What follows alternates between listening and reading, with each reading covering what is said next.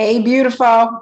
This is part one on how to overcome disappointment using that existential but essential question of what do I want?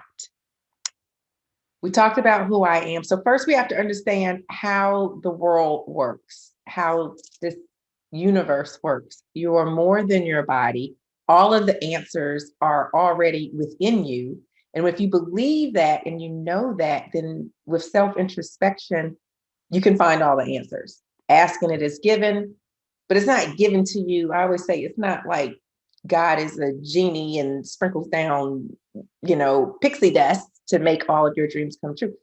Asked and it's answered doesn't mean that you get what you want, because we live in relationship to one another, to everything, to everything around us. We're more than our bodies.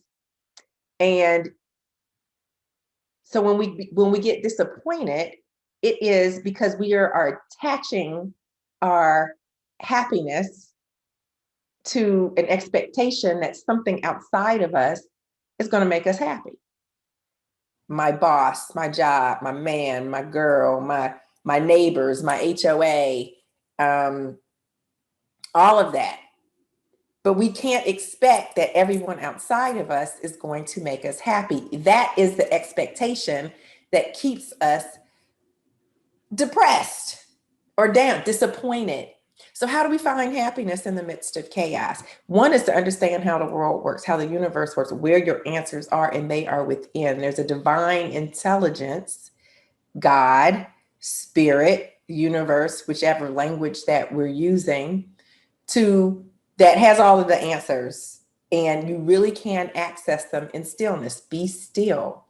And I wrote a few things, so I'm going to go, because I did a lot of journaling and notes, because I was exploring it, as I said in the introduction, exploring, why am I disappointed? Why am I not getting over it? I've been doing this work for a while. I know how the world works. And it hit me, because I'm waiting for a decision outside of myself to make me feel good about myself.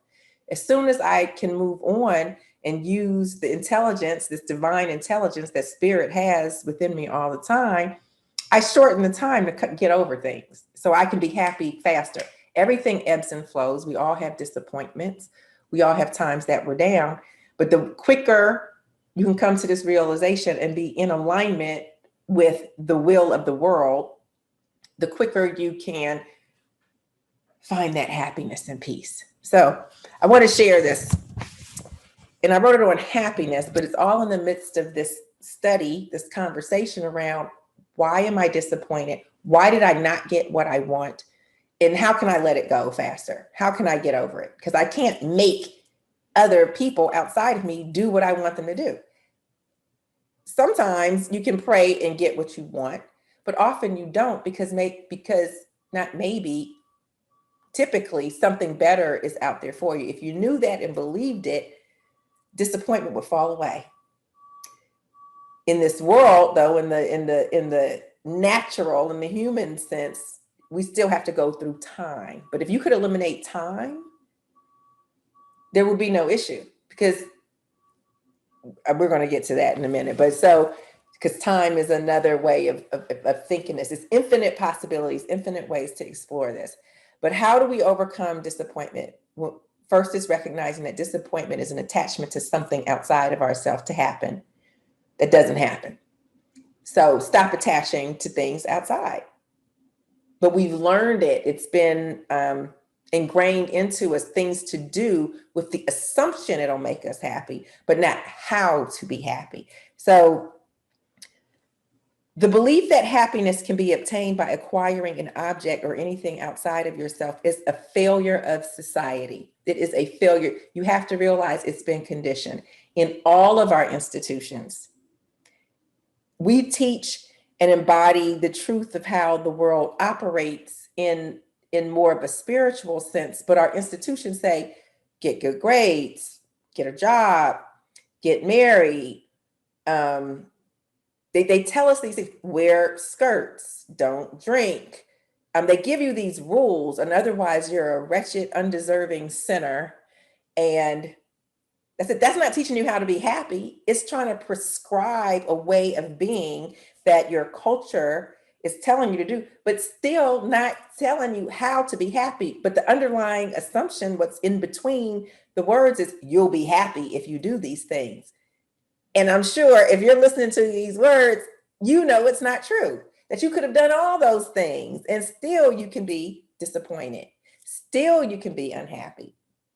So how do you get to that higher understanding and really get to the what do I want? How does the world work? How do you let happiness emerge from you instead of expecting external things to push it into you? It can happen periodically. It happens, but it's very short term. You will not find long lasting joy or happiness by waiting or expecting things external. So I say it's the failure of our institutions, really, even our schools, even our churches, even our, if it's only about do this, do that. Otherwise, you're wretched, you're undeserving, and you're all these things. The way the world works, the way the spiritual ocean, this sea that we're all connected is, happiness is our birthright. You are deserving. Grace has been given. You're good. You're good. You don't even need to be disappointed. God has not given us the spirit of fear. The spirit of fear that we have, it's in our mind. It's made up. So unhappiness is not the opposite of happiness. Happiness is your birthright. Unhappiness is not being able to access that there's a veil that exists that's keeping you from what your essential nature is. And we don't teach the direct path to be in that joyful space.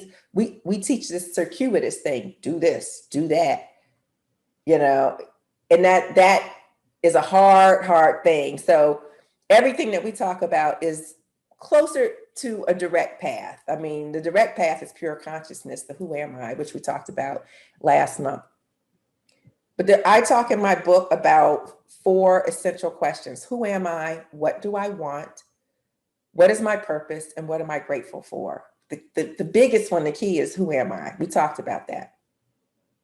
Now, what do I want? When you contemplate these things, you don't have to have a critical, prescriptive answer. I want this car, this job, this. Again, those are things that are external. What we want to focus on with the who am I is, what do I want at the deepest level, which is love, inner peace, contentment, calm, belonging, goodness, gladness, faithfulness, self-control, all the fruit of the spirit. That's what I want essentially, so we have to separate that. That's the higher level. That's in the I amness, from all the external stuff that we think will make us feel that. And then by doing that, we get what we want. It's a beautiful process and it takes time. Okay. So I just want to reiterate that thinking that things outside of you are going to make you happy, it's a lie. It's false. I'm sorry. I know we learned it from our parents, our very high institutions, and people we love, our counselors, through no fault of their own, because we've all learned it generationally. We keep learning it, but there is a time to break the cycle, break the chain, and then you and I become a light unto the world. So it's not true. It's a lie.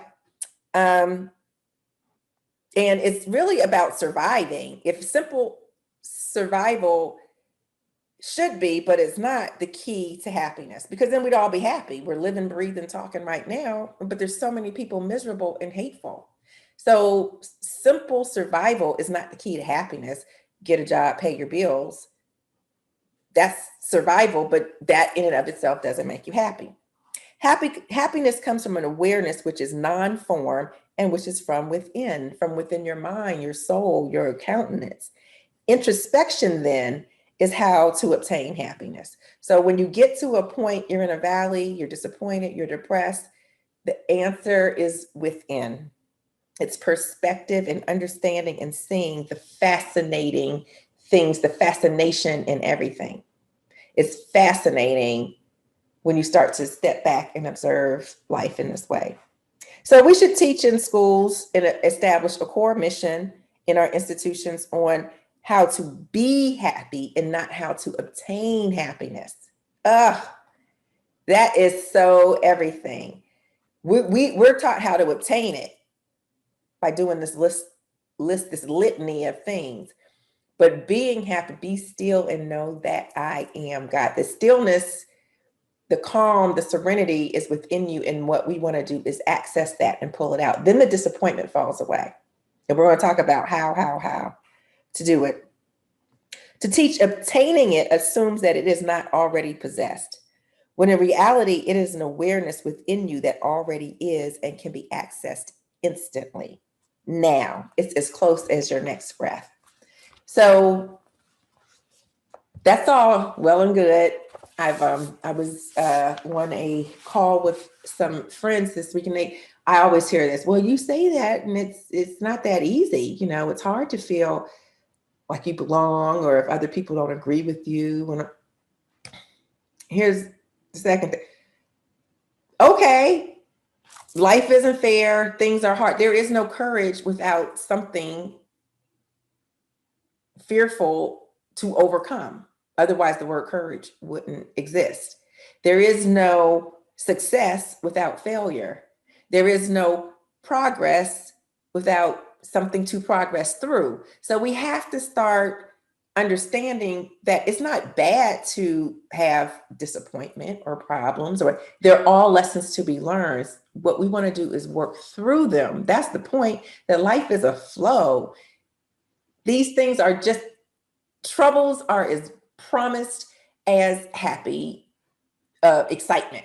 It is promised. You will have troubles, but your underlying state could be happy. You know, my favorite now scripture, consider it pure joy, James 1:2-4, when you have troubles of any kind, because you know on the other side of that, it's the perseverance through it. Everything ebbs and flows. The wave, the sine, the cosine is a truism. So disappointment, how you overcome disappointment is first realizing it, understanding how the world works, and understanding that everything that you need is internal and not external. So stop giving your power to external things to make you happy. Okay. And really, I'm telling you, I had to do this because I overcame my own disappointment. Again, you have something negative, resistance in front of you. Pull out your spiritual toolbox. Come back to Remarkable Wellness. Go to the 7 intentions. I mean, there's infinite ways to approach it. And we're going to talk about in the next part, I think, about how things start to come to you. They come in synchronicities. They come in dreams. They come in so many different ways. But you first have to have this foundation that happiness is your default state.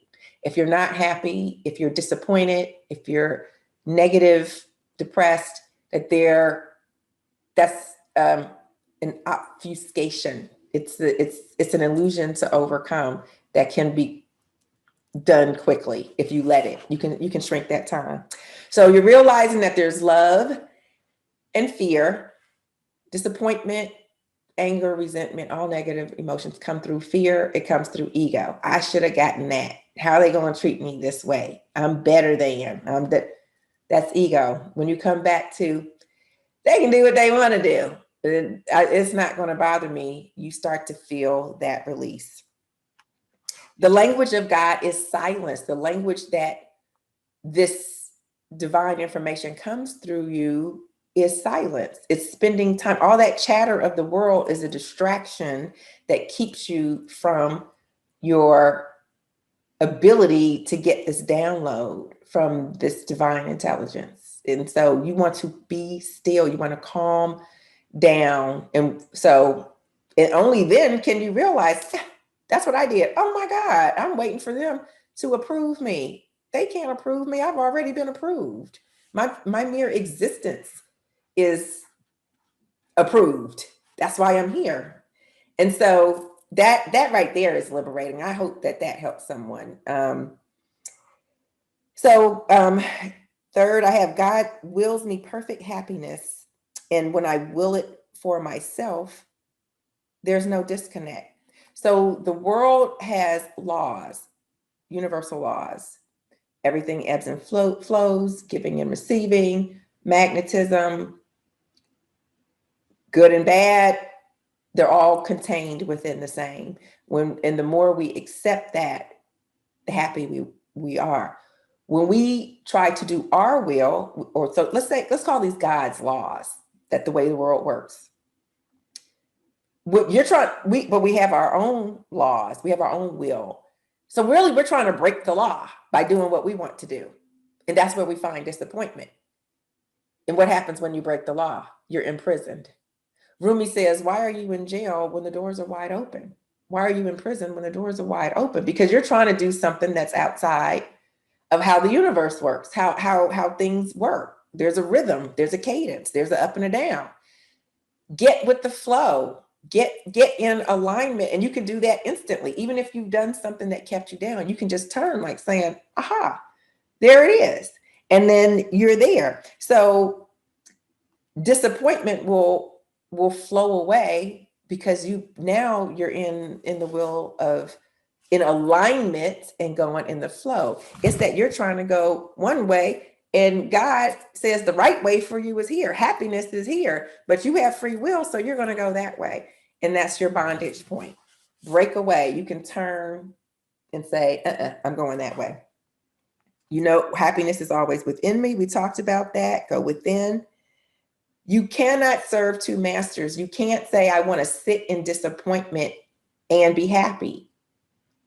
So when the point when you're like, oh, I'm so disappointed, and literally I'm talking to you about what I know, because this is what I was going through last week. Like, I just knew I had that. I asked, why don't I have it? And all this, it's like, this is key. This is really the answer everyone wants to know. I asked and I didn't get it. Why don't I get what I want? A friend said recently, well, why even pray if you don't get what you want? That's a whole misunderstanding of how the world works, or how God's laws.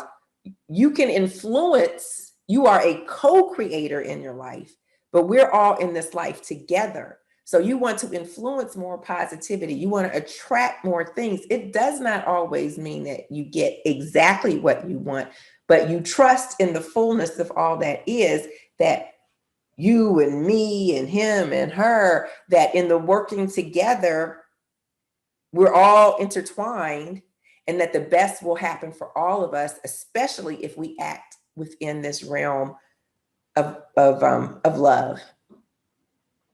When we act in the realm of ego and just want to be disappointed, we want to throw hate, salt, all of that, it takes us out. So we get further away from the goodness that's waiting for us. So what we're promised is goodness, happiness, gladness when we operate in this universal dynamic dimension: goodness, gladness, God, spirit, the will of the world. When you want to act in jealousy and all of that, it's going to be further away from you. It's still there waiting on you, but it's going to be harder to see until you make the decision to act in the way you believe, to put yourself in the spirit, in alignment with the mind of the universe. Obey the law. Obey the law. That's it. And in there is all types of healing. As soon as I got this, I was like, oh my God, I just need to move on. I'll find the next opportunity. That means this opportunity wasn't right for me. A friend told me that she was mad the same way she didn't get a job. And a year later, that business went out. That company went out of business. There was scandal in the newspaper, and the role that she wanted so badly, she would have been right smack dab in the middle of it. You can't know the infinite possibilities of everything that God has, with all of us being intertwined. But when you trust and you know that all things are working for my good, as long as I'm staying on this path, then you're like, okay, in the human, I'm a little disappointed, so I need to take myself up to my higher level. Remember that all things are working for my good, that opportunity wasn't for me.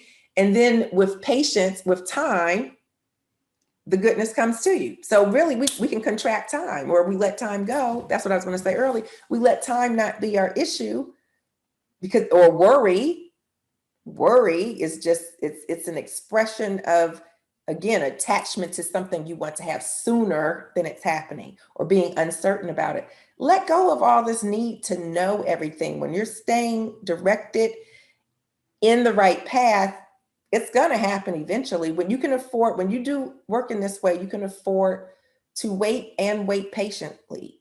Patience obtains all things. God alone is sufficient. Sufficient. That's part of a prayer from Teresa of Avila. And so that is at a, it's not even that high of a level, at a basic level, how to face disappointment, be still in self-contemplation, stop letting things external from you totally swing your countenance. And when they do, it's okay. As soon as you become aware of it, you're on your path to changing it. And that's so key. So we're going to stay there for a minute, because in the next section, I want to tell you about how the universe talks to us. So again, it's simple, but it's not easy. Evan, that's an Evan quote, an Evanism. It's simple, but it's not easy. But once you recognize it and you stay on the path, then the universe starts talking to you in synchronicities. Someone will call you, ask you a question. And then as that wisdom comes to you, you're like, aha, I get it. I get it. And so mine came to me in a dream.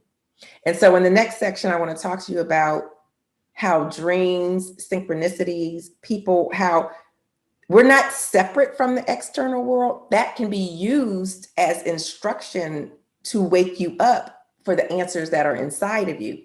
But they in themselves are not the answer. So we're going to say, we're going to talk about, okay, I live in this world. Don't tell me I don't. Like, I have people say, well, we're talking about the real world. What I'm talking about is the real world. These laws of the universe sort of start to, an algorithm, a formula, a calculation starts to happen, and everything starts to come into place for you.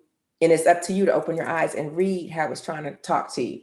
It may come, and like I said, in so many different ways. For me, I am a dreamer. A lot of things, I get a lot of downloads in dreams. Some people get it through their friends, their pastor, was certainly in nature. It's literally in everything, but what we have to figure out is how to translate those answers. But the first key is to go within, figure out what you want.